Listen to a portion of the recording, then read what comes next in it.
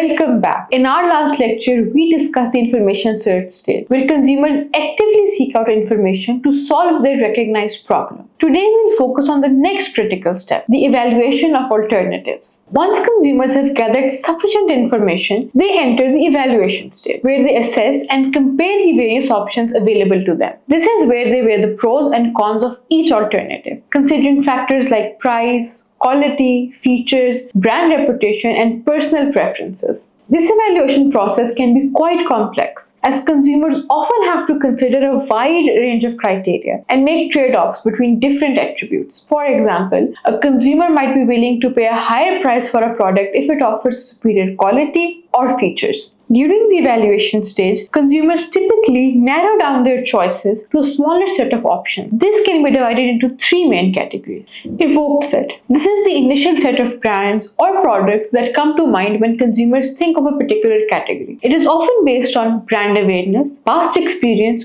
or recommendations from others. Consideration set. This is the smaller set of brands or products that a consumer seriously considers purchasing after evaluating the available option. It is usually based on a more thorough analysis of the features, benefits, and drawbacks of each alternative. Inept set. This is the set of brands or products that a consumer actively avoids or dislikes. It's often based on negative experience, bad reviews, or a mismatch with personal values or preferences. Consumers use various criteria to evaluate alternatives, including functional criteria. These relate to the performance, quality, and features of a product or service. For example, when choosing a smartphone, a consumer might consider the camera quality, battery life, and processing speed. Psychological criteria. These relate to the emotions and social aspects of a product or service. For example, a consumer might choose a particular brand of clothing because it makes them feel confident or aligns with their self-image. Economic criteria. These relate to the price, value, and affordability